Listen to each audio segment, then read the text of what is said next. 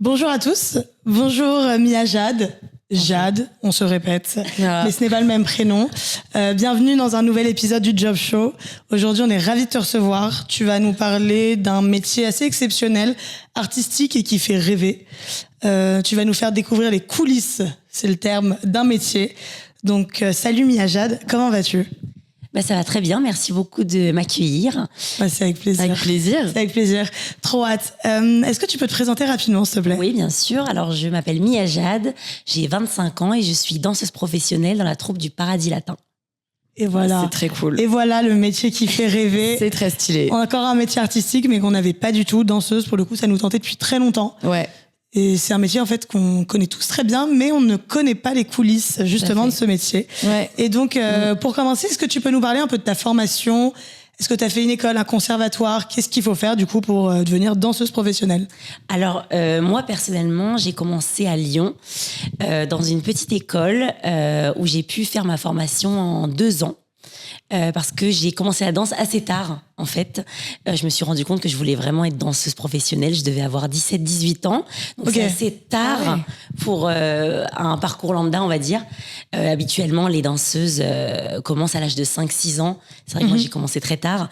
Mais ça m'a pas empêché de rêver et de me dire, en fait, je peux y arriver malgré tout, avec du travail.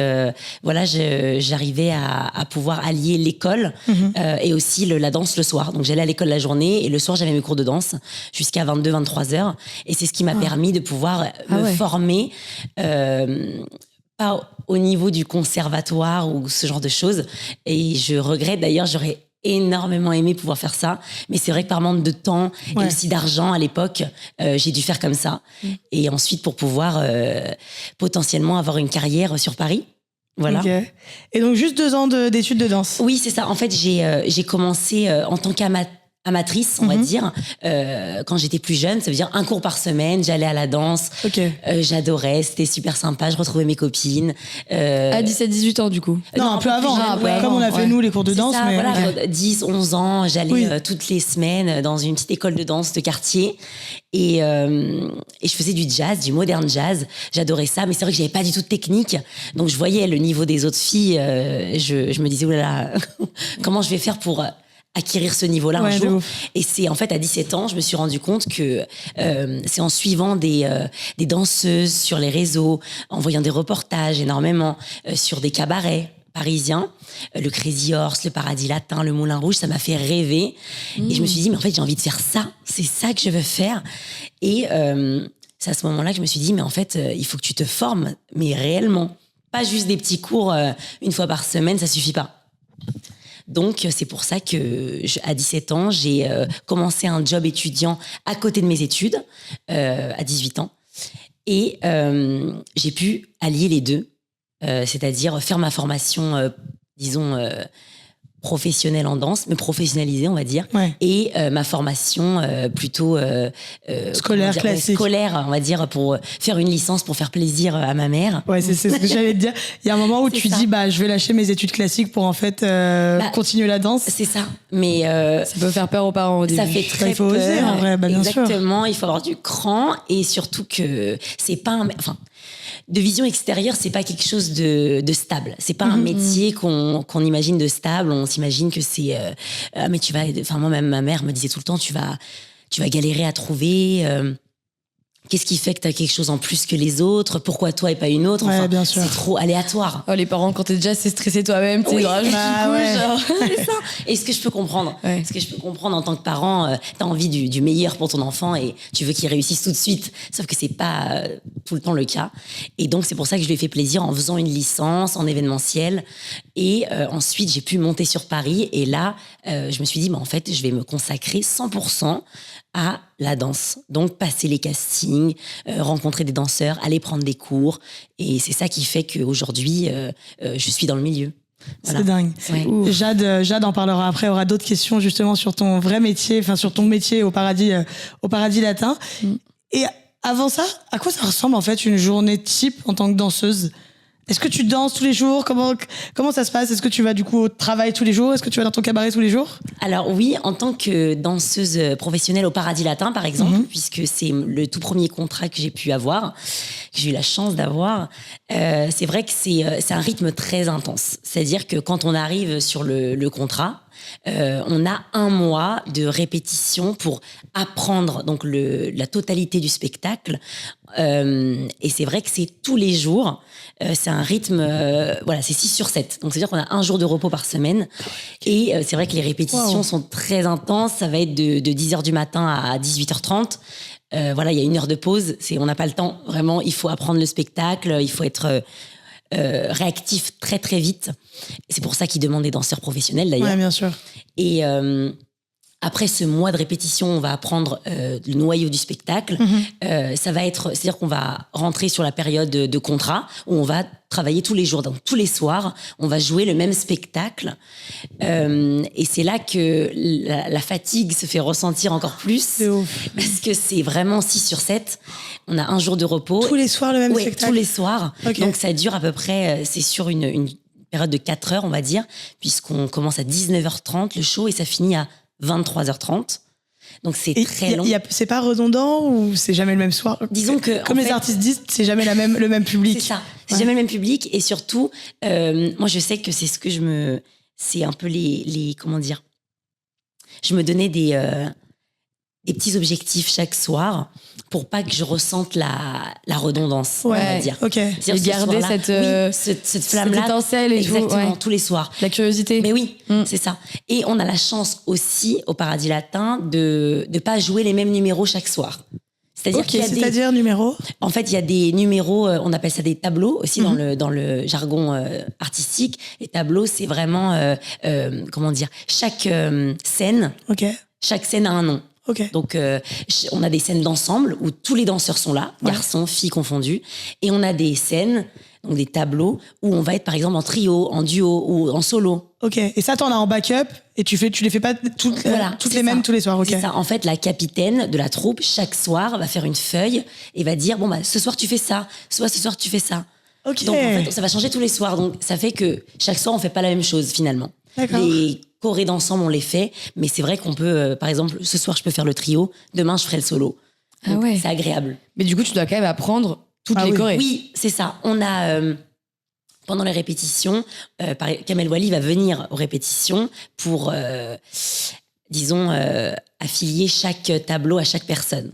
Il y a des personnes où il va voir tout de suite. C'est juste Kamel Wally, c'est le chorégraphe. Voilà, Kamel Wally, c'est notre directeur artistique, chorégraphe, et c'est lui qui décide de si toi tu fais le solo, non, toi tu vas plutôt faire le trio, toi tu vas faire le duo avec le garçon. C'est lui qui ressent vis-à-vis de la personnalité aussi du danseur. C'est ce qu'on va dégager Bien aussi. sûr. Donc ça c'est sympa. C'est un peu comme le théâtre en fait. Oui, aussi. On est un peu des comédiens. Ouais, mais c'est vrai. Ouais, tu dis ce rôle va bien t'aller. Exactement. En tant que toi, ta personnalité, tes émotions. C'est ça. Et pareil pour les répétitions en général, bah t'as 1 mois parce qu'en fait ça coûte très cher aussi de louer les salles de répétition et des. Enfin, pas forcément des profs, mais des directeurs. Et donc, en fait, faut aller vite, faut être vif. C'est ça. Il faut être en forme. Oui. Ouais, non, mais c'est hyper.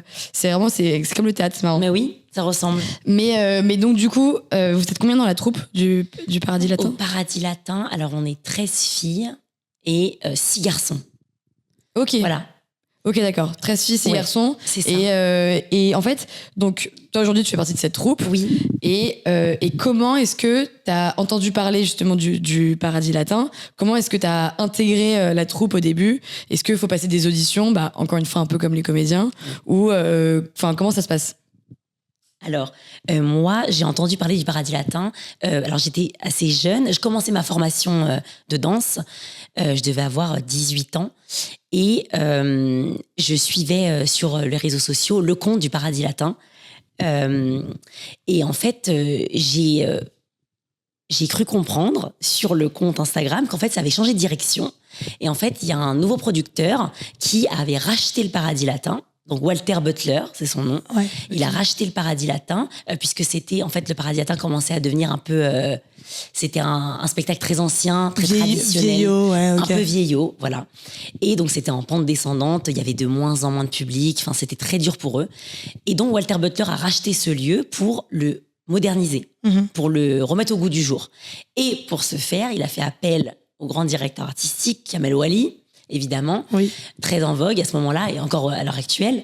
Et Kamel Wally donc, a remodernisé ce cabaret en créant une toute nouvelle revue, donc un tout nouveau spectacle, en à peine 2-3 mois. C'est dingue. Donc c'est dingue. Okay. Et il avait fait appel d'ailleurs à Iris Mittenard, qui était Miss Monde, pour jouer le rôle de la meneuse de revue. Ah, ok, marrant. Voilà. Donc ça avait vraiment. Elle dansait, elle chantait. Donc, alors qu'à la base, c'est pas du tout ses métiers. C'est pour faire la promo, en fait, un peu. Oui, c'était pour aider c'était pour aider à faire connaître encore plus le spectacle. Ça faisait venir énormément de monde, en fait. Ok. Et elle n'est pas restée très longtemps, mais du coup, elle a lancé, on va dire, le spectacle. Et donc, moi, je vois ça de mes petits yeux de 18 ans à la lyonnaise, là. Je vois ça et je me dis, non, mais c'est dingue, non, mais moi, je veux faire ça. Et en fait, je me rends compte, au vu des danseurs qui sont présents sur la troupe, que le niveau, il est excellent. C'est excellent. Je me dis, non, mais moi, j'ai jamais la technique. Enfin, à l'heure actuelle, je n'ai pas la technique pour atterrir là-bas. Donc, il va falloir que je me forme sérieusement. Et c'est ça qui m'a motivée, parce que c'était vraiment mon rêve. Réellement, c'était mon rêve de pouvoir intégrer la troupe de Kamel Wally, en fait. Juste le nom Kamel Wally, ça me faisait rêver. Et t'avais un but en tête, en fait. Oui, vraiment, j'avais cet objectif-là. Ok. Et ensuite, j'ai réussi à allier danse et formation scolaire, on va dire. J'ai fini ma licence, enfin. Et donc, j'ai pu monter sur Paris. J'ai dit à ma mère, oui, je vais travailler sur Paris dans l'événementiel. C'est plus facile là-bas. Et en fait, donc j'arrive sur Paris. Bonjour, la maman de Mia Jade qui nous regarde. Vraiment. Elle sait maintenant. Surprise. Et donc, j'arrive sur Paris. Et à peine 6 mois après, je vois une audition. Donc, un avis d'audition sur Instagram. Kamel Wally est à la recherche de danseurs et danseuses pour son nouveau spectacle. C'est ouf. Tout s'aligne. Oui. Et donc, moi, je me dis, bon, ça faisait... quand je suis arrivée sur Paris, il est vrai que j'ai pas eu l'occasion de beaucoup danser, de prendre des cours parce que c'était très cher pour moi quand je suis arrivée. Et donc, j'avais pas vraiment le budget pour prendre des cours. Donc, c'est vrai que j'avais un peu peur. Mais je me suis dit, va à l'audition, tu verras bien. Et donc, je suis arrivée au casting. J'ai passé le casting et j'ai été retenue contre toute attente. C'est ouf. Et l'audition, c'est quoi? Tu danses? Oui, en fait, l'audition, tout simplement. Non. Danse pour voir. Non, tu chantes. Non, l'audition, audition, casting, entretien d'embauche, c'est pareil pour nous. On arrive et en fait, il y a une chorégraphe qui va venir nous apprendre une chorégraphie. Voilà, en 20-30 minutes, 1 heure, c'est très rare quand ça dure 1 heure, en général, c'est bouclé en 30 minutes. On apprend une choré et ensuite, on doit la reproduire en petits groupes de 3-4, devant donc Kamel Wally, le producteur, les assistants, vraiment tout le monde. Et vous êtes combien à faire ça? Moi, quand je suis arrivée à l'audition, on était vraiment, 200 filles. Ah ouais. Ouais, on est vraiment beaucoup. Et donc, tu passes l'audition? Et donc, je passe l'audition. On est retenu. Enfin, je suis retenue pour le premier tour parce qu'il y a plusieurs tours. Ah oui, j'imagine. Voilà. Ensuite, il y a un callback, comme chez les comédiens. Et ensuite, le callback, on doit passer sur aussi une autre chorégraphie qu'on doit apprendre encore. Et ensuite, il y a d'autres tours où parfois ils nous demandent du topless parce qu'ils nous demandent vu que c'est un cabaret, forcément, ils veulent voir la silhouette. Voilà. Ah, bien sûr. Normal. Donc, les filles qui ont des problèmes pour se mettre à nu, on va dire, ça peut poser problème. Hop, ça en fait moins, elles sont éliminées. Voilà. Oui, d'accord. Ça peut en faire moins, mais en général, quand on auditionne pour un cabaret, on sait. Tu sais ce que tu fais. À un moment donné, il y aura peut-être du topless potentiellement, ou pas forcément du nu, mais du topless. Ça arrive. En tout cas, aux auditions, c'est passage obligatoire. Waouh. Donc, c'est le dernier tour. Enfin, moi, en tout cas, mon dernier tour, c'était ça. Et ensuite, ils nous disent, alors, on vous rappellera, merci. Et bon, en général, cette phrase, on se dit, ils vont jamais nous rappeler, super. La goutte d'eau sur le front. C'est ça. Je me suis donnée pour qu'au final, ils me rappellent pas. Ouais. Et en fait, 2 semaines après, j'ai eu un appel pour me dire, voilà, t'as été retenue pour le nouveau show de Kamel Wally. Et voilà, il faut donner la réponse tout de suite. Il y a pas on attend de savoir si t'es prête, c'est oui ou non, direct.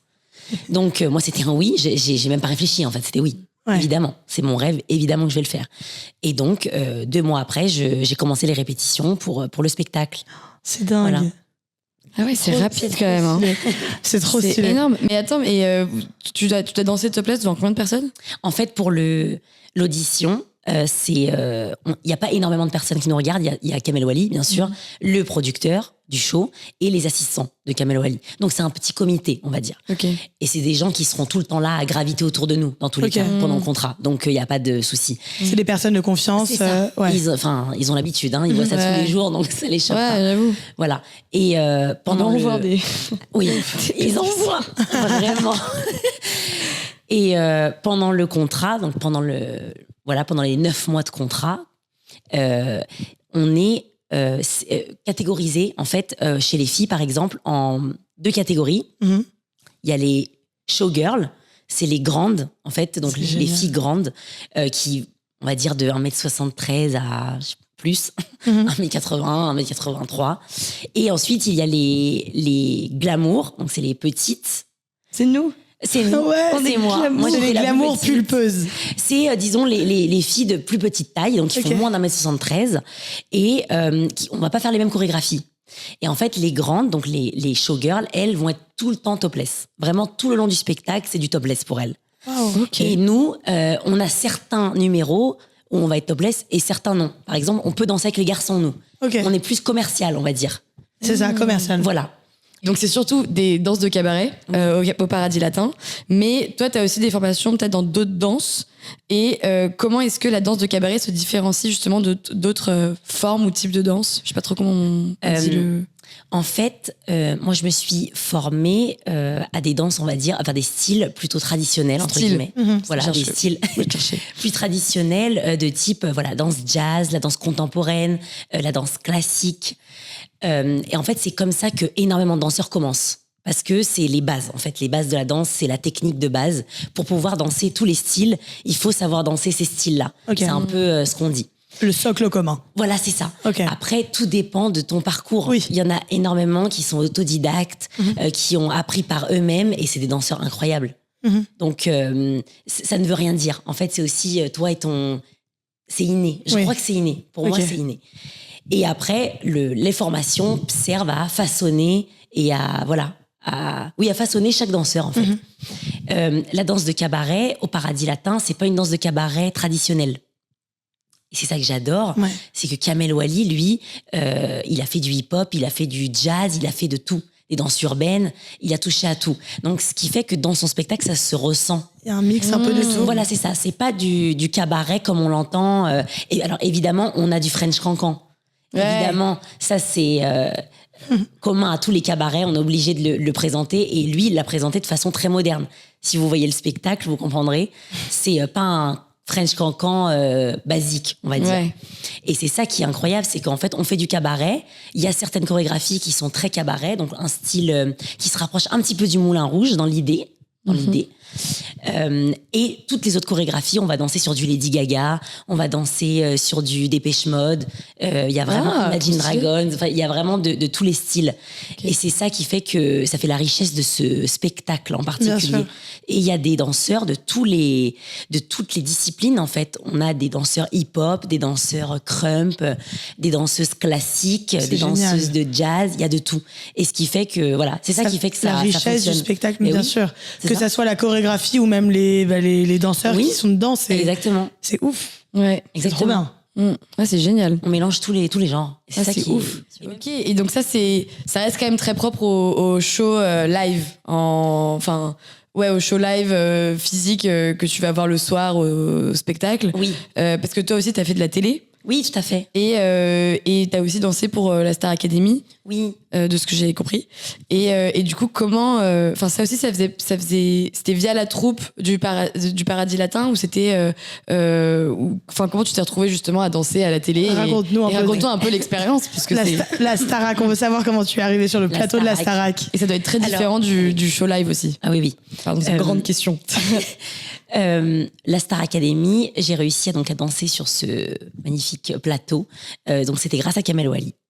Pour le coup, puisque moi je fais partie de sa troupe au quotidien, mais c'est vrai que énormément il y a énormément de demandes dans la télé française en général pour Kamel Wally et ses danseurs. Donc c'est vrai que Kamel, il va devoir sélectionner ses danseurs pour pouvoir faire un plateau télé. Parce que pendant qu'on fait le plateau télé, il y en a qui dansent... il faut que le spectacle tourne en même temps de ouf. au Paradis Latin.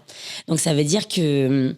Il y a toute une organisation et c'est vrai que j'ai eu la chance de pouvoir être sélectionnée pour danser sur le plateau de la Starac et ça a été une super expérience. Vraiment, c'est très différent de ce qu'on fait d'habitude puisque il y a énormément de téléspectateurs, il y a du public aussi, mais c'est pas le même public qu'on retrouve au Paradis Latin.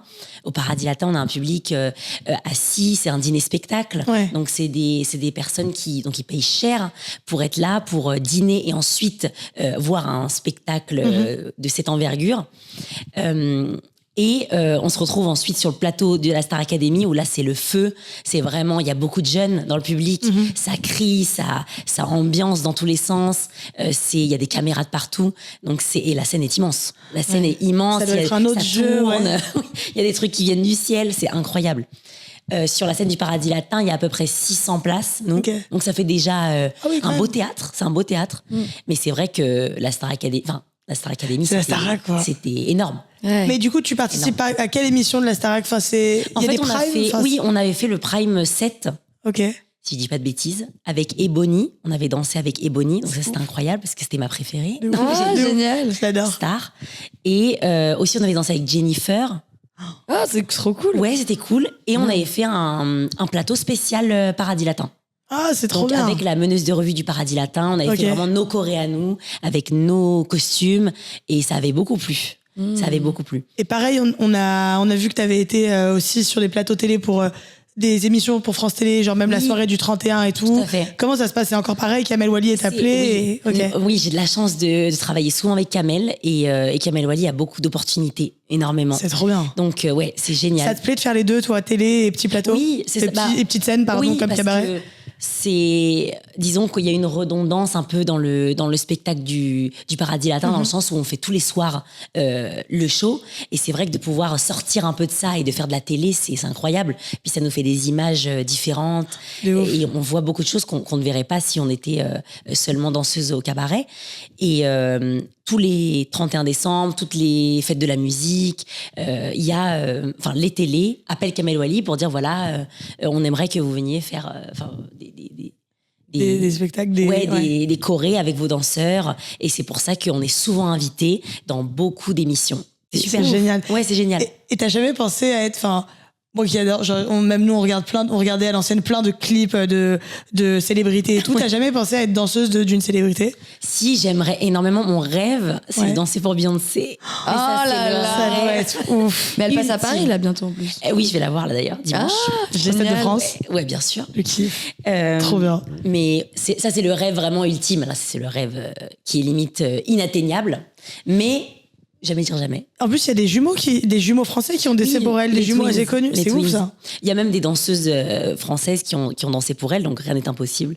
Ouais. Mais c'est vrai que ce serait le rêve ultime. Pour les danseurs, Beyoncé, c'est un gros truc. Moi, je suis une fan. Toi particulier. Fanatique, vraiment. Tu connais toutes ces chorés? J'adore. J'adore tout ce qu'elle représente. Et même en termes, artistiquement, au niveau des chorégraphies, j'adore ce qu'elle propose. Donc c'est vrai que c'est un must pour beaucoup de danseurs. Donc oui, j'aimerais beaucoup danser pour une artiste de cette envergure. Ce serait le rêve. C'est trop bien. Ouais. Et avant de danser pour Beyoncé, est-ce qu'on peut parler un peu d'un point qui est peut-être un peu moins marrant, mais comment est-ce qu'on vit de ce métier? Est-ce que c'est assez stable? Est-ce qu'il y a parfois des périodes creuses? Est-ce que vous avez des contrats? Comment tu arrives à du coup gérer ta vie financière avec ce métier? Alors, c'est tout le sujet. La danse, c'est vrai que ça reste un métier assez aléatoire. Je dirais pas instable parce que dès lors qu'on commence à avoir des contrats, on a l'intermittence. C'est-à-dire qu'on est intermittent du spectacle. Donc ça veut dire que dès qu'on a nos cachets, le nombre de cachets qu'il faut, on peut vivre sur notre intermittence sans problème. Donc je dirais pas que c'est instable, mais c'est vrai que on est sans cesse à la recherche du cachet, sans cesse à la recherche du contrat qui va faire qu'on va mieux gagner notre vie. Et là, par exemple, comme tu nous as dit tout à l'heure, un contrat au Paradis Latin, c'est 9 mois. Oui. Et ça représente un cachet? C'est plusieurs cachets? Un cachet, c'est un soir de show. Ah oui, d'accord. C'est Ah oui, ça. bah t'as pas mal de cachets du coup, en fait. Et on en a énormément. Ok. Parce que si on compte tous les shows qu'on a fait depuis qu'on a commencé, enfin moi, ça fait 3 ans que j'y suis. Ah oui. Je sais même pas combien de cachets j'ai. Ok. Donc, je suis pas à la recherche de cachets. D'accord. Mais c'est vrai que... En fait, c'est le contrat qui te promet un nombre C'est de ça. cachets, quoi. Exactement. Ok. En fait, il y a beaucoup de gens qui... En fait, c'est difficile d'avoir un contrat. Mhm. C'est ça, en fait, parce qu'il y a énormément d'auditions et il y a énormément de monde qui se présente pour pas beaucoup de place. Bien sûr. Donc, ce qui est difficile, c'est d'être retenu jusqu'à la fin et qu'on te propose le contrat. Et aux bonnes conditions. Oui. C'est ça aussi. Il faut que le cachet soit un bon taux, un bon tarif. Et là, Parce qu'il y a beaucoup de cachets qui sont pas très intéressants au final. est-ce que tu as le droit de nous donner un peu une fourchette, toi, de ton contrat? Oui, bah moi, par exemple, par soir, je touche 140 € Ok.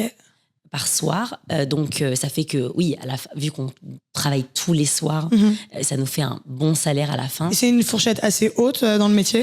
Non, pas D'accord. vraiment. Non. Ok. On va pas se mentir. On va pas se mentir, d'accord, ok, très Au bien. Paradis Latin, disons que comment dire, c'est un lieu qui est produit par Walter Butler. Donc, c'est lui seul qui investit là-dedans.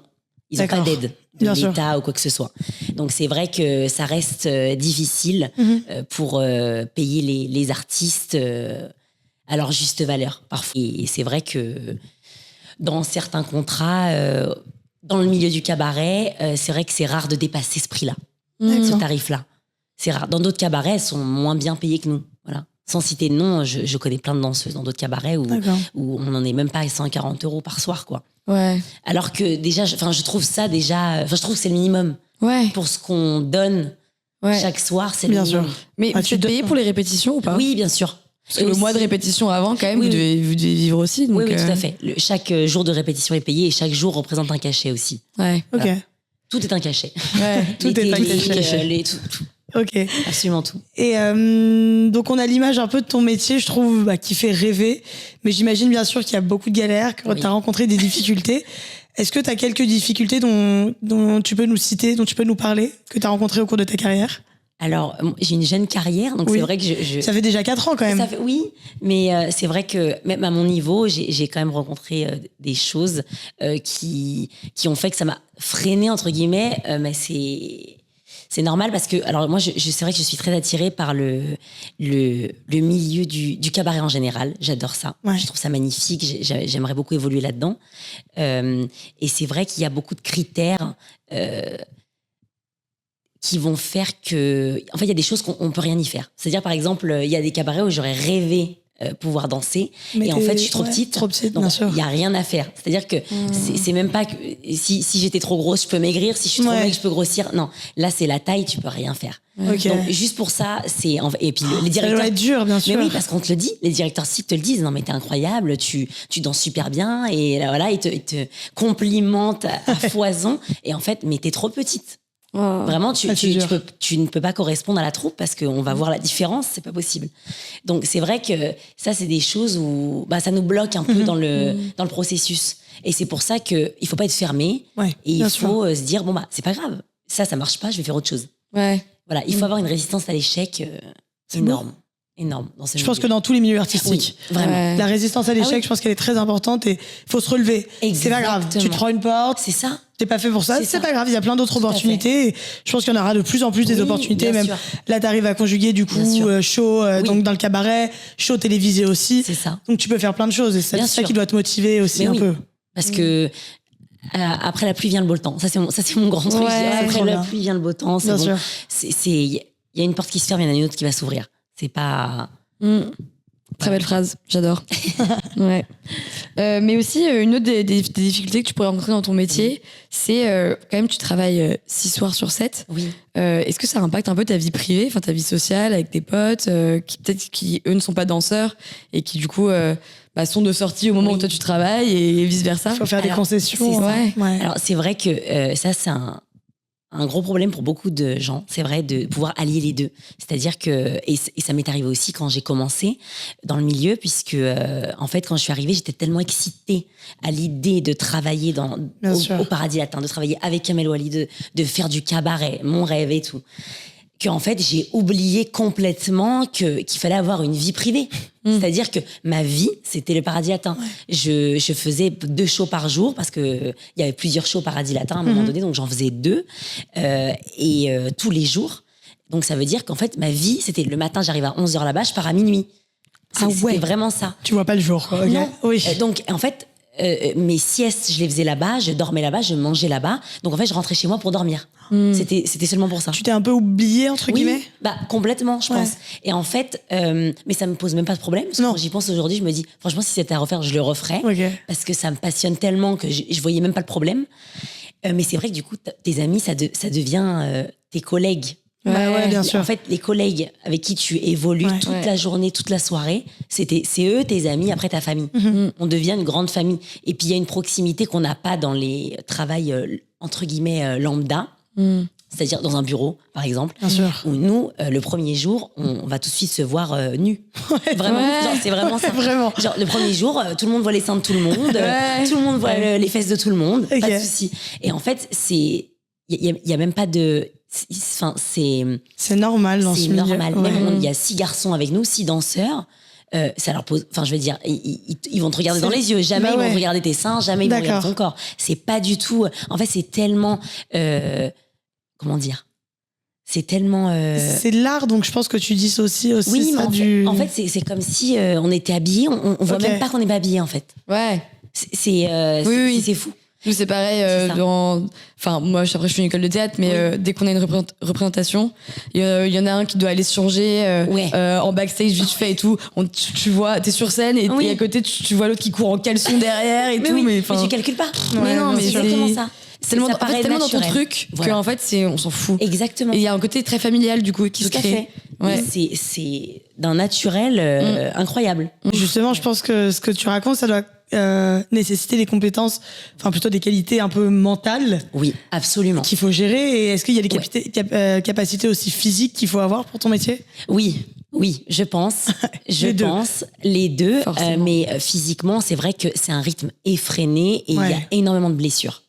Il y a énormément de danseurs et en plus, enfin des danseurs qui ont l'habitude, des danseurs formés et très talentueux, mais qui se blessent en fait à cause de la fatigue. Bah ouais. C'est tellement fatigant. Parfois, moi, il y a des fois, je me souviens, je faisais la sieste. Donc, on a tous notre loge. Je faisais la sieste par terre. Oui, parce qu'on se mettait par terre pour faire une petite sieste de 20 minutes. Et je rêve de mon travail et je me réveille, je suis encore là, au travail, en train de me dire, mais il me reste encore un show là à faire. Donc, me remaquiller, Et c'est vrai que ça, mentalement, c'est fatigant. Et donc, pour revenir à ce que je disais, physiquement, oui, il faut une discipline, je pense. Certains vont à la salle de sport tous les jours, ils ont un entraînement, voilà, ils sont carrés dans ce qu'ils font. Moi, je sais que mon entraînement, c'est d'aller prendre des cours de danse, parce que même si on est formé, même si on sait ce qu'on fait, on n'est jamais assez formé pour moi. On n'est jamais assez technique. T'as le temps pour prendre des cours de danse à côté? En fait, la journée, quand j'ai pas 2 shows par jour, quand j'ai qu'un show le soir, la journée, c'est vrai qu'on a le temps pour nous, pour pouvoir aller prendre des cours, pour pouvoir aller se former ailleurs, sur des disciplines qu'on fait pas forcément. C'est aussi...